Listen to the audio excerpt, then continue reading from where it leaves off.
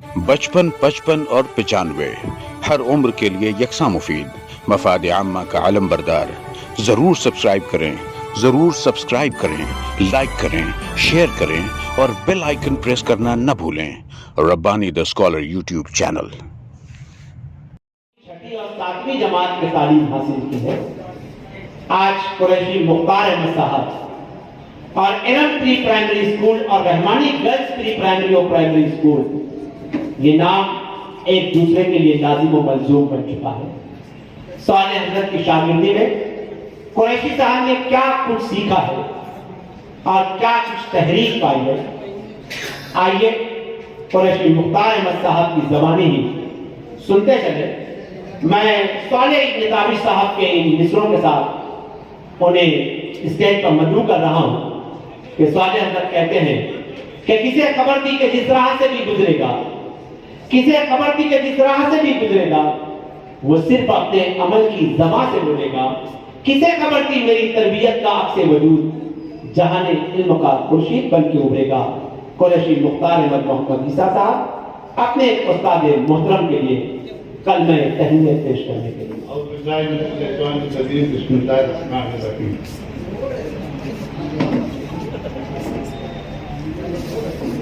मैंने तो कभी जिंदगी में सोचा भी नहीं था कि आज का इस तरीके का प्रोग्राम मुनासिब होगा, जिसमें मेरे उस्ताद मोहतरम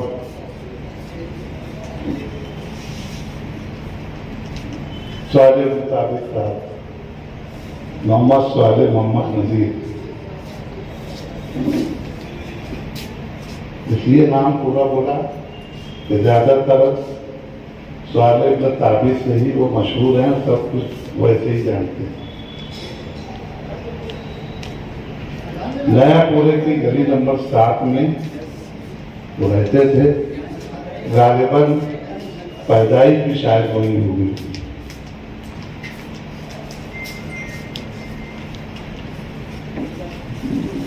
और मैंने ये भी नहीं सोचा था, शायद हजरत को भी नहीं उसका इल्म होगा कि ऐसा प्रोग्राम, और वो भी इस प्रीमाइसेस में जहां पर वो खुद इस अंजुमन मौजूद तलबा के एक रुकन है, गवर्नमेंट काउंसिल के रुकन है, और यहाँ के तेरीना रुकन है, और इस अंजुमन की, इस स्कूल की, मालिकाना स्कूल के स्टूडेंट की रहे, और ना जाने कि इस अदारे के स्टेज पर कितने उन्होंने ड्रामे भी किए, और इस अदारे की बड़ा बहबूद के लिए उन्होंने खून पसीना भी किया है। और उसी प्रेमाइसेस में आज ये प्रोग्राम होगा, ये ऐसा इसका अंदाजा नहीं, ये भी अंदाजा नहीं था कि इस प्रोग्राम में जहां पर उनके रुका, उनके हम असर, हम उम्र, हम पेशा अफराद यहाँ पर मौजूद होंगे, जैसे हमारे यूसुफ खान, ताज खान साहब, अपने अस्पाक अंजुम साहब, बहुत सारे हैं, सभी उनके असातिज़ा यहाँ पर प्राइमरी टीचर बहुत सारे हैं। और इसी तरीके से जब अगर मैं यहाँ पर शागिर्द की हैसियत से खड़ा हूँ, मेरा भी एक शागिर्द यहाँ पर पढ़ान दिन मौजूद है, तो यहाँ तो साबित कर रहा हूँ मैं कि असातिज़ा वो हैं।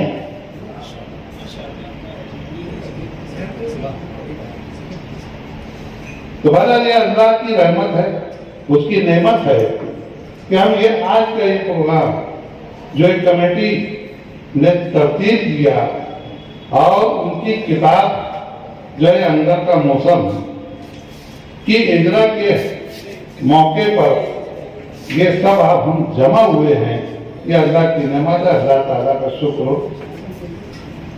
अदा किया जा सकता है। यहाँ पर मेरे साथ 5वीं, 6ठी, 7वीं में पढ़ने वाले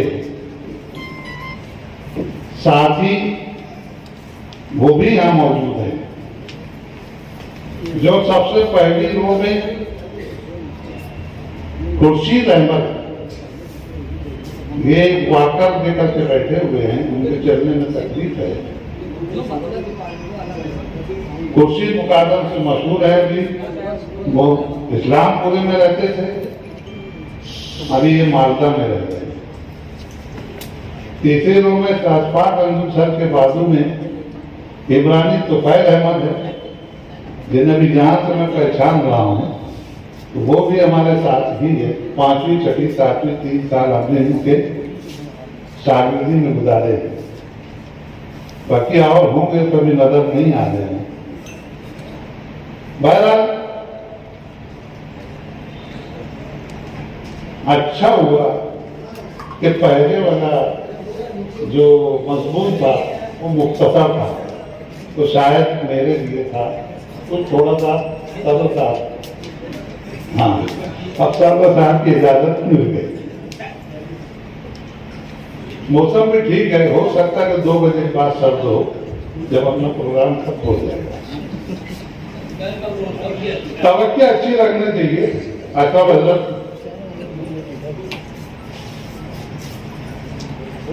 उस्ताद और शागिर्द के तो किस्से बहुत पढ़े हैं, बहुत सुने हैं, बहुत सारे वाकयात सुने हैं। उन वाकयात से हम भी कुछ तहरीक लेते हैं, सीखते हैं और अपने शागिर्दों को देने की कोशिश करते हैं। लेकिन यहाँ पर जीता जागता वो उस्ताद मौजूद है कि जिसको हकीकी मालूम है। अभी वहां बोल कर आया कि जो कुछ कहूंगा सच कहूंगा, और सदर साहब को भी गवाह बना दिया। सदर साहब ने मुझे हाँ ठीक है, देखो है सच बोलना। शागिर्द तो सामने साथ के लोग भी बैठे हैं, इनके साथ के जो इनके साथ में पढ़ाते थे वो लोग भी यहाँ मौजूद हैं। तो इसलिए सब लोग मेरी बात की सदाकत का पर मोहर लगाएंगे, क्या वाकई ऐसे थे या ऐसे रहे होंगे।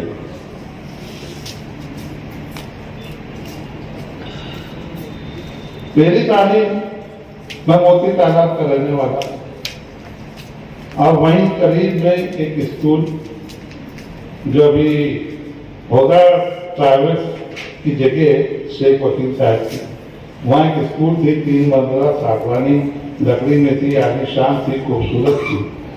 पहली दूसरी वहाँ पढ़ा। उसके बाद वहाँ से ट्रांसफर होकर के तीसरी जमात इस्लामपुरे में नई मस्जिद, नई चांदनी चौक में, वो गली में एक स्कूल, वो अभी स्कूल नहीं है, कुछ ही दिन रही वो, साल 6 महीना किराए की थी, कोई रिहायशी मकान था, उसमें स्कूल तैयारी हुई। उसके बाद वहां से ट्रांसफर होकर जो आज की स्कूल नंबर 14 है, वहां फिर तीसरी पढ़े 6 महीना। वहां से होकर के मैं फिर नंबर 1 स्कूल में वहां पर 4वीं जमात में आया। अब 4वीं जमात में आया तो वहां का कुछ उस वक्त पोलियो तो नहीं, लेकिन कुछ भी ऐसा था कि 1.5-2 महीना मैं उठ के बैठ भी नहीं सकता था। उसके बाद अब वो 3 साल में पहली दूसरी तीसरी पहले नंबर का अव्वल नंबर का तालिब इल्म था। लेकिन जब 4वीं में आया तो ऐसा हुआ कि बीमारी के समय 1.5-2 महीना गया नहीं, और जब गया तो ऐसे उस्ताद मिल गए कि उनका रवैया साल भर न मेरे साथ न मेरे वालिद के साथ अच्छा रहा, और वो उसका नतीजा ये हुआ कि मुझे फेल कर दिया गया, लक्ष्य फेल कर दिया गया। अभी तक मेरे दिमाग में वही बैठा हुआ। फिर 4वीं जमात 2 बार पढ़ा, 2 साल पढ़ा। उसके बाद जब 5वीं जमात में आया तो मुझे सवाल हजरत उस्ताद की शक्ल में किस्मत से नसीब में आया। अल्लाह ताला ने वो पिछले 4 साल का पूरी मेरी नुकसान की भरपाई के लिए हजरत को मेरा उस्ताद बना।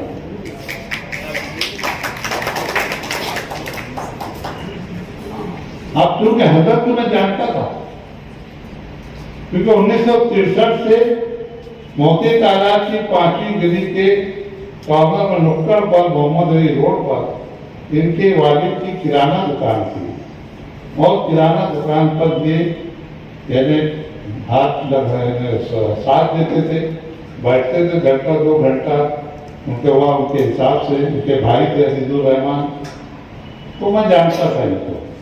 मेरे लिए खुशी की इंतहा नहीं रही कि तो मेरी तो अपने ही जाने पहचाने हजरत है। और फिर क्या था, फिर हमने वो जो, हालांकि उसके बाद में पहला नंबर कभी आया नहीं, लेकिन उन्होंने जो कुछ सिखाया, जो कुछ हमने सीखा, वो पहले नंबर से ज्यादा का सीख लिया, बहुत कुछ सीख लिया। वो हजरत से हमने ईमानदारी सीखी, खुलूस सीखा, कोशिश सीखी, बच्चों से मोहब्बत करना सीखा, उन्नत करना सीखा, कैसे उस्ताद होता है और कैसा तालिब इल्म होता है, उसका दोनों का रिश्ता क्या होता है, उसकी बारीकियों को उन्होंने हमारे साथ पढ़ता और हमने कुछ सीखा। फिर वहां पर पहला और दूसरा नंबर का तो सवाल ही नहीं कर रहा। और फिर उसके बाद 5वीं जमात के कुछ किस्से मैं बता देता हूं, क्योंकि इतना मौका नहीं है। 5वीं जमात, 6वीं जमात, 7वीं जमात में हजरत जब पढ़ाते थे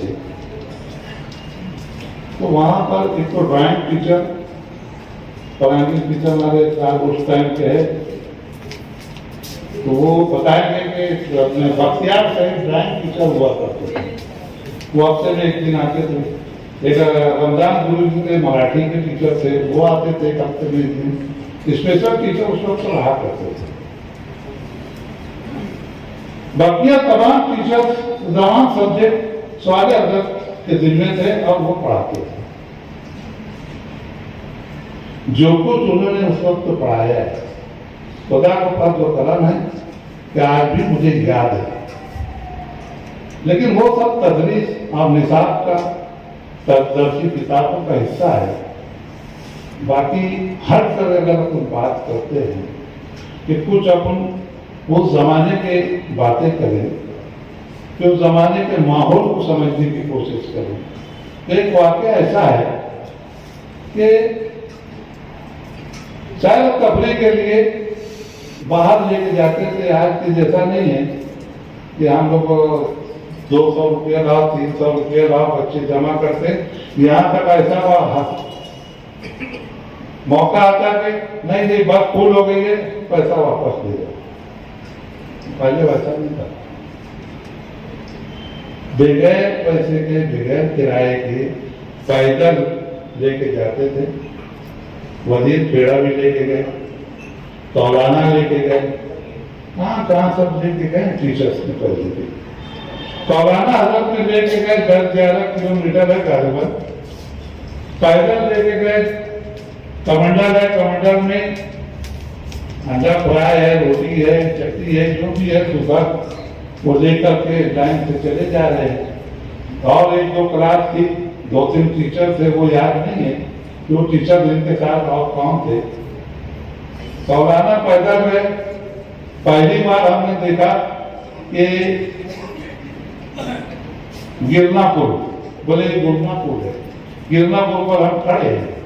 हमको गिरनापुर की सब वो बताई जा रही है कि कब बना, कैसे बना, अंग्रेजों के टाइम में बना, पहले अंग्रेज यहाँ से आते थे, इधर से तोप लाते थे, वगैरह वगैरह, उसकी तारीख।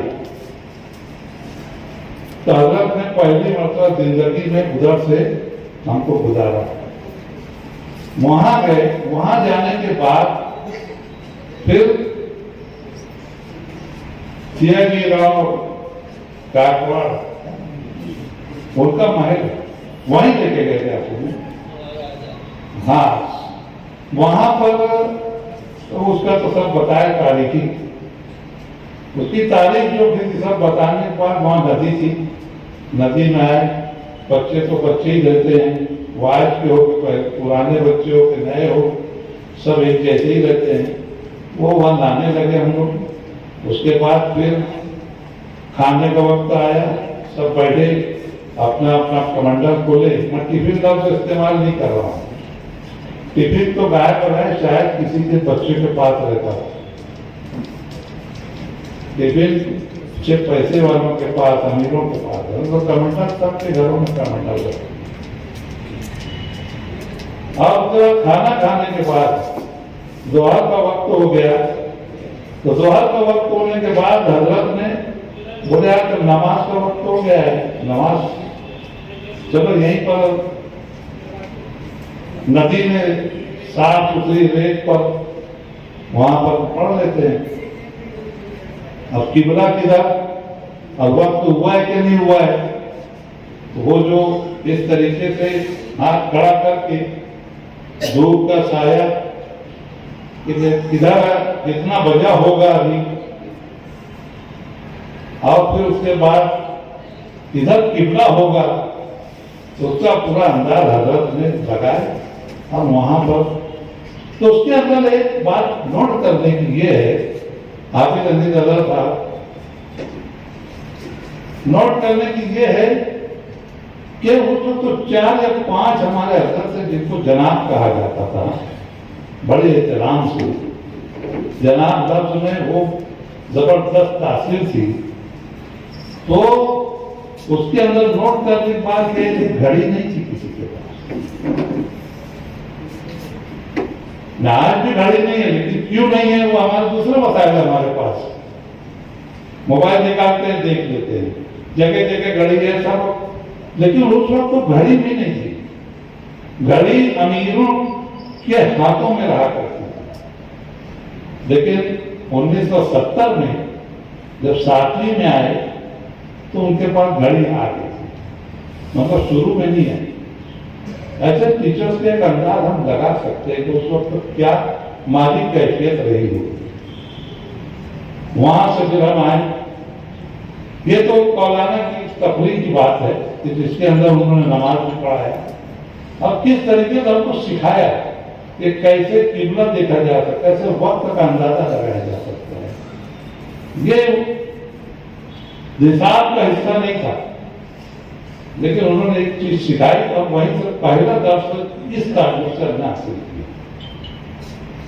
हजरत पढ़ाते थे और उस वक्त इंस्पेक्शन हुआ करते थे। यदि आए अब्दुल रशीद शेख साहब, यूसुफ हजरत अब्दुल रशीद शेख साहब आते थे इंडिया। आज इनका नाम इसलिए दिया मैं, ये इनके साथ में पढ़ाते थे और इतना बड़ा वो साथी में फाइनल के इंसान में बड़ा मुकाबला आ रही चलती थी कि हमारी क्लास पहले आती थी, तुम्हारी क्लास सब पास होती थी।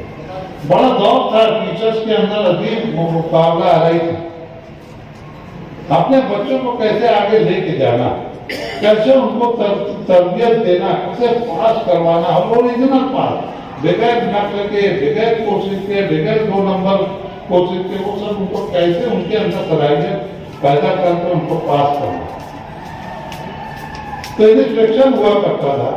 इंस्पेक्शन में बड़ी तैयारियां होती थी, तमाम सब्जेक्ट की तैयारी होती थी, किताबें ओके की जाती थी बच्चों की। हमारे क्लास में भी होता था, 5वीं में, 6वीं में, 7वीं में, तीनों साल मैंने देखा कि इंस्पेक्शन के तो वही हजरत 3 साल तक मुसलसल आए, नासिक के थे रियाज शेख अब्दुल रशीद, और वो आते थे हर सब्जेक्ट का। उर्दू के पे 1-2 सवाल बच्चों से पूछे, हिसाब के पूछे, रियाजी के, अपने साइंस के, तारीख के, पूछने के बाद वो कोई हो जाते और जल्दी से उसको लपेट देते थे। वो इसलिए नहीं क्या जाने दो नजरअंदाज को, वो तो समझ लेते थे, वही देख के 1-1, 2-2 चावल देखकर अंदाज लगा देते थे कि सब मुकम्मल, सब तैयार। लेकिन उनको बेचैनी रहती थी कि जल्दी हो। अब वो चाहते थे कि हजरत से वो कलाम पाक की तिलावत की रस्म वो सुने। वो तो हजरत एक किरत सुना होता था ना, किरत सुनते थे, उसके बाद नाच सुना दो, हम तो सुना दो, कोई कलाम अच्छा गदर लिखे होंगे, कुछ नाम लिखे वो सुना दो। वो अस्त्र इंस्पेक्शन से ज्यादा ये कार्रवाई करती थी। और उसके बाद जैसा महसूस होते थे तो उसका असर तो मैं समझता कि शायद पूरी स्कूल का इंस्पेक्शन नंबर 1 पर वो दिमाग देके जाते रहे होंगे। इसी तरीके से हजरत जो है, मैं ऐसे पॉइंट लिखा हूं, लेकिन मैं चाह रहा हूं कि जितना याद है उसका बोलूं, बाद में फिर जो रह जाएगा देखेंगे।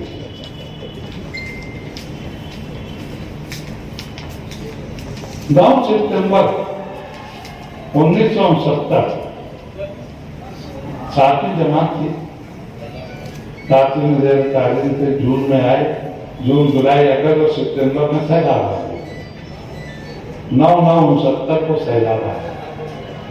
स्कूल चूंकि नंबर 1 स्कूल के कंपाउंड में पीछे जो अब शायद वो इमारत नहीं रही है, नई बनी थी, स्कूल नंबर 9 टू नंबर 7, बाद में वो दक्कन एजुकेशन सोसाइटी वाले रहबर स्कूल शुरू किए थे वहाँ, वो वहाँ वो नई इमारत बनी थी, उस इमारत पे थी। आखिरी कमरा था जो अभी हज कमेटी ऊपर है, हज कमेटी का जहाँ पर स्टेज है, स्टेज के पीछे साइड में यानी शिवाजी स्टेज, वहां पर वो कमरा था। अब चूंकि नदी के करीब सैलाब का हाल तो ऐसा था कि 9 सितंबर को दोपहर बाद से जो पानी चढ़ना शुरू हुआ उस नदी में, कि शाम होते होते होते वो आइडियाबाई होलकर पुल भी डूब गया, और जो गिरना पुल था उसके ऊपर 7-8 फीट ऊपर तक के पानी चल रहा था।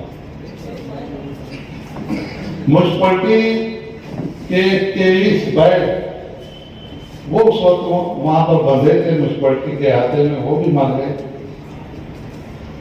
कई घरों में जो आसपास की बस्ती थी मौसमपुर की के आसपास रात में बस्तियां थी, वो घरों की मुर्गियां बकरियां भी मर गई। लोग तो जैसे वैसे जान छुड़ा के गए, कुछ स्कूलों में मस्जिदों में इधर उधर पनाह ली। दूसरे दिन सुबह में रात भर तो अदाने चली हर मस्जिदों से, और उसके बाद सुबह होते वो सैलाब उतरा, और फिर उसके बाद मालूम पड़ा कि कहाँ किसका नुकसान हुआ। लोग तब भी निकले देखने के लिए, जिनका खुद का उजड़ा था वो दूसरे का भी देखने लगे, जिनका कुछ भी नहीं हुआ था वो भी देख रहे, हर किसी के दुख दर्द में शामिल। हालात ऐसे हो गए थे कि उस वक्त तो रिलीफ भी चालू की गई, साधारण रोटी कम कीमत में या फ्री में देना शुरू हुआ। बड़ी हालत खराब थी। 8, 10, 15 दिन के बाद जो दूर की स्कूलें थी, जो अपने नदी से दूर थी, जो सैलाब की से मुतासिर नहीं हुई थी, वो तो जारी होना शुरू हो गई। लेकिन अब हमारे स्कूल का नंबर 1 स्कूल कंपाउंड का मसला, हजरत आ गए, अब यह मामला हजरत का है, वो स्वागत हजरत का, वो उस्ताद का, जो उसकी अपनी कोई जिम्मेदारी आज कोई टीचर नहीं समझता।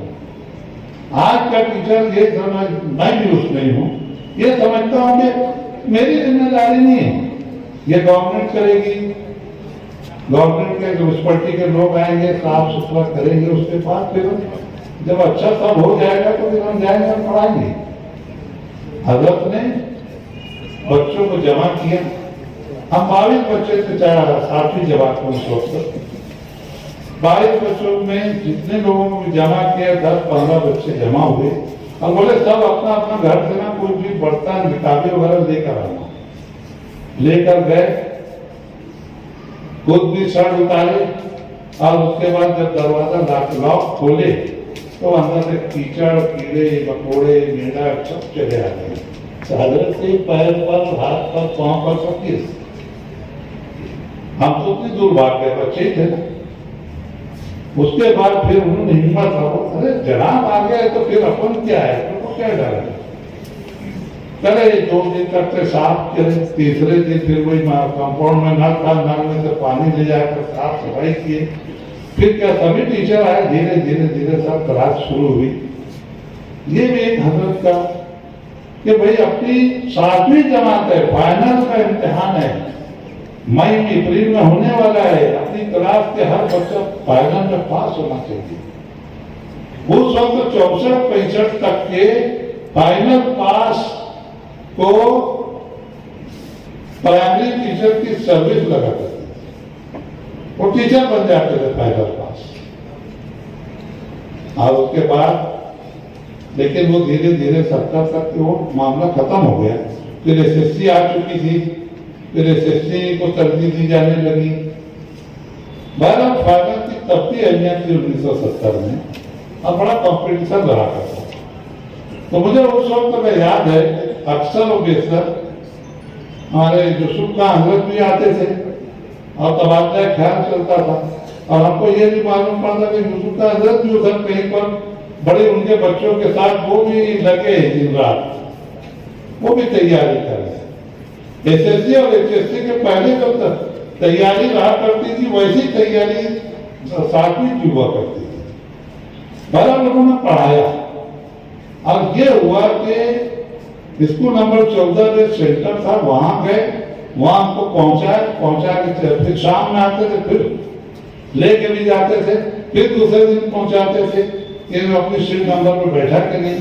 और उसके बाद फिर रिजल्ट ये हुआ कि रिजल्ट जब आया मई में, तो पूरे 22 के 22 तलबा पूरे अच्छे मार्क्स से कामयाब हुए, सब कामयाब हो गए। पूरे गांव में चर्चा चला हजरत का, यार 100% रिजल्ट 7वीं में। आज तो आप उसकी अहमियत नहीं समझ रहे, लेकिन उस वक्त तो बड़ी अहमियत कहा करती है। अब ये भी कोई खास बात नहीं, 8वीं जमात में दाखिले की बात आती है। अब 8वीं जब उनका जिम्मेदारी तो खत्म हो गई, सवाल हजरत की जिम्मेदारी है। सवाल हजरत जैसे जितने प्राइमरी टीचर जिन्होंने 7वीं तक पढ़ाया बच्चों को, अब उनकी जिम्मेदारी वहां खत्म हो गई। बच्चा वहां पास हुआ नापास हुआ, वो उनकी जिम्मेदारी नहीं है। लेकिन उसके बावजूद उनकी किराना दुकान पर मेरी मुलाकात हो गई, तो सबसे पहला सवाल ये कि 8वीं जमात में दाखिला लिए या नहीं। मैं उस वक्त सिर्फ एटीटी हाईस्कूल से मुताबिक था, मुझे मालिक हाईस्कूल उस वक्त मालूम नहीं थी। तो मतलब नहीं, एटीटी में गया था, लेकिन वो वहां बहुत फुल हो गया दाखिला। बोले साइकिल पर बैठो, साइकिल के 5 रुपये बैठाए मुझे।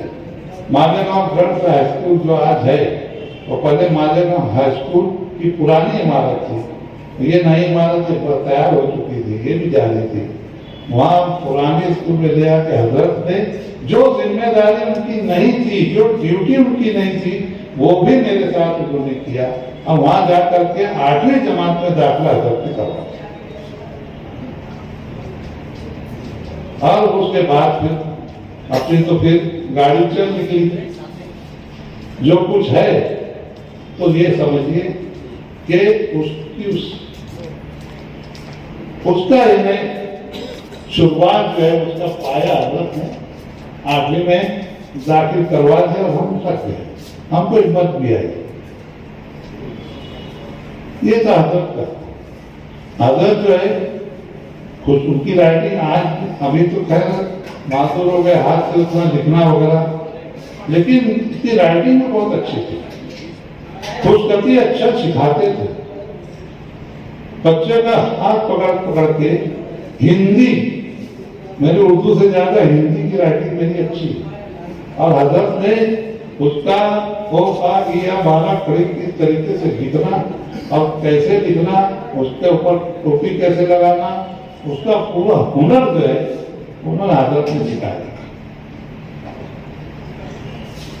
हजरत जो है वो जहाँ पर एक मौलवी थे, वहीं पर अपने किराना दुकान में भी पूरे माविन थे। उनके दुकान पर उनके वालिद साहब आम का भी कारोबार करते थे। कच्ची कैरी ला करके आम को पका करके उसमें भी पूरा हजरत का काम रहता था।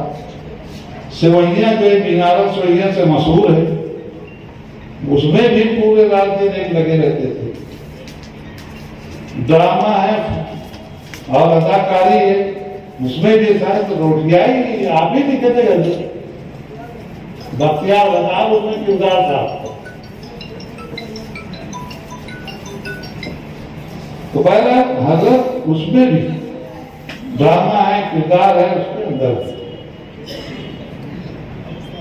हर फन मौला और किसी उनका इखलाक टीचर से जैसा, बच्चों से जैसा, वैसे टीचर से, वैसे सबसे भेजने में आज इतना बताने की जरूरत इसलिए है कि आज अपन 10, 15, 20 साल से हम उनको कैसा देखते हैं कि बस अपना कलामा आ रहे हैं, जा रहे हैं, रात का वक्त हो गया है, थोड़ा घर पर ऐसा बात, थोड़ा 2 घंटा नींद मार दिए, फिर निकले हैं, फिर पनपट्टी को उधर पान खाए। ये तो इस उम्र की मसरूफियत है।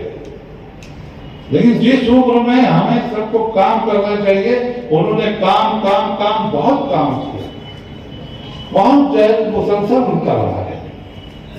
हजरत जो है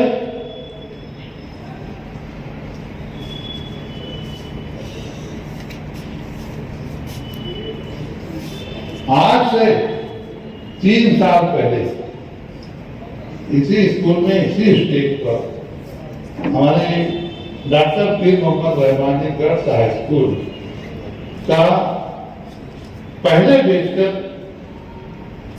अलविदाई तकरीब थी। और सिर्फ अलविदाई तकरीब में अलविदाई नज़्म के बच्चों के लिए हजरत को कहे 3 दिन में उन्होंने लाकर लिखकर दे दिया, फौरन ऑर्डर दे देती है। और वो जबरदस्त पसंद भी की गई।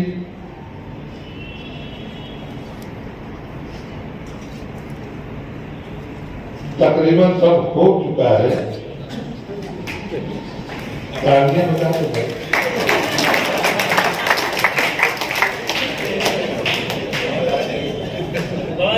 बस एक, हाँ मैं बोल रहा तो ताली नहीं बजा तो मैं ऐसा बोल के बजवा दूं। असल में ये थोड़ी सी बदला संगीत जो है ना हमारे सदर साहब की वजह से आ गई है, न तो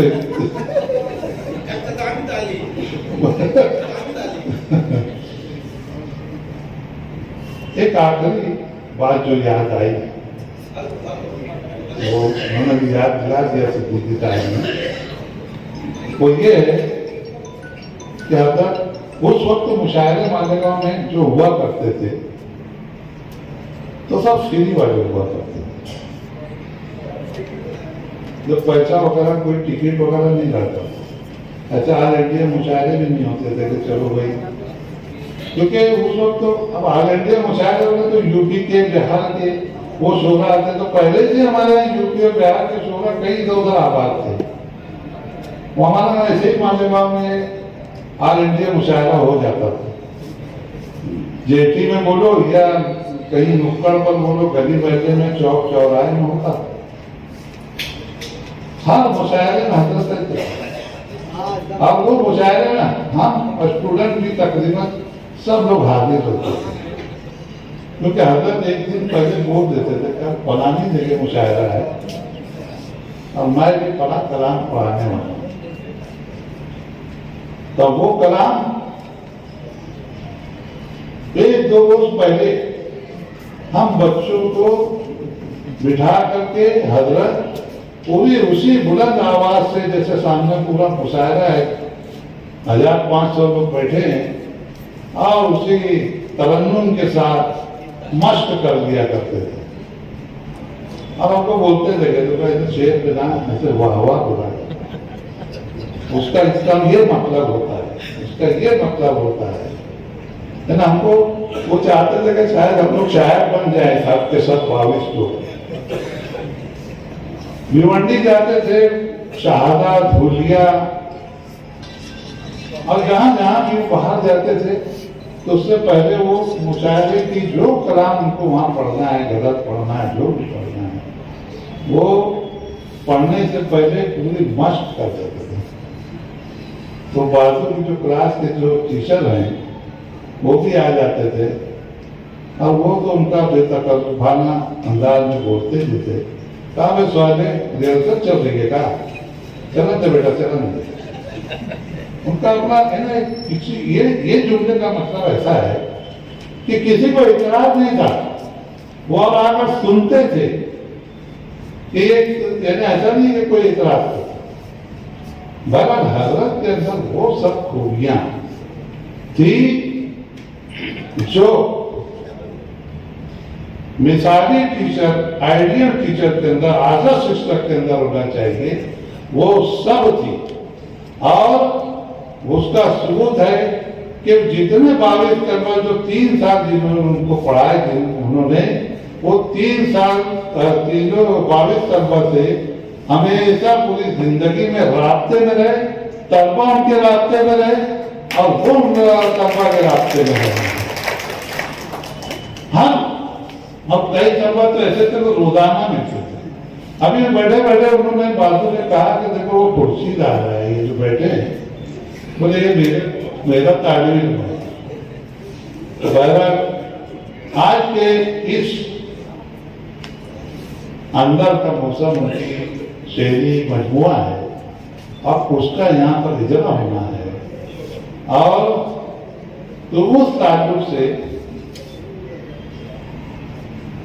एक प्रोग्राम मैंने तरतीब दिया था, उसका इनेकाद यही केरम में हुआ था 5 दिसंबर 2012 को मगरिब बाद पेशावर।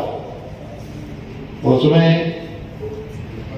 अशफाक अंजुम साहब, वो शायद अभी इधर बैठे थे, चले गए, वो भी थे अशफाक अंजुम, प्रोफेसर अशफाक अंजुम, बहुत सारे सब थे उसमें, यूसुफ खान हजरत भी थे।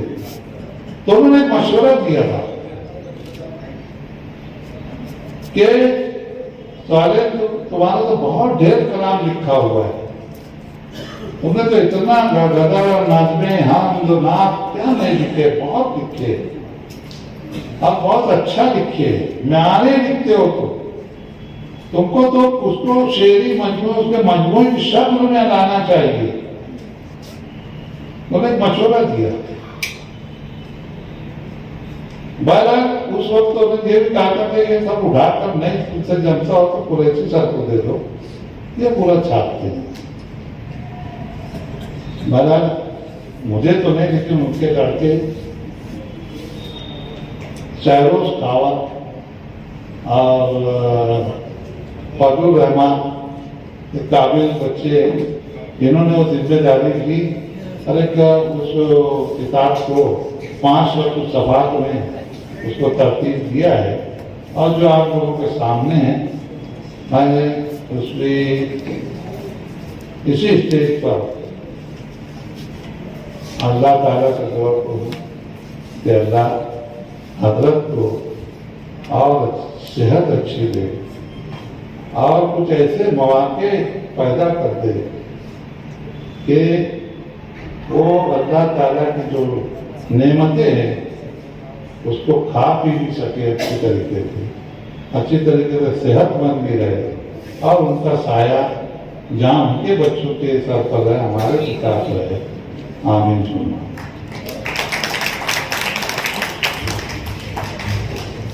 तेरी यादों के झरोकों ने कुछ इतने गुल खिलाए, तेरी यादों के झरोकों ने कुछ इतने गुल खिलाए, मेरी शाखें रगे जहाँ टूटती मालूम होती है।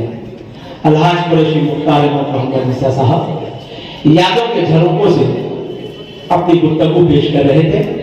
आइए जाने में मंजिल चले और इस किताब की रुनमाई का मरहला तय करें। 55, 55 और 95 हर उम्र के लिए यकसा मुफीद, मफाद आम्मा का अलम बरदार। ज़रूर सब्सक्राइब करें, ज़रूर सब्सक्राइब करें, लाइक करें, शेयर करें और बेल आइकन प्रेस करना न भूलें। Rabbani the scholar YouTube channel. Rabbani the scholar YouTube channel इल्मी, अदबी, दीनी, मिल्ली, समाजी, सकाफती, तहजीबी, फलाही, तिब्बी, फ़न्नी, माशी, तिजारती, माशरती, इंतज़ामी, इनकलाबी, तहरीकी, तहकीकी, तकनीकी, तफ्तीशी, तामीरी, तालीमी व मालूमाती यूट्यूब चैनल। ज़रूर सब्सक्राइब करें, लाइक करें, शेयर करें और बेल आइकन प्रेस करें। Rabbani the scholar YouTube channel.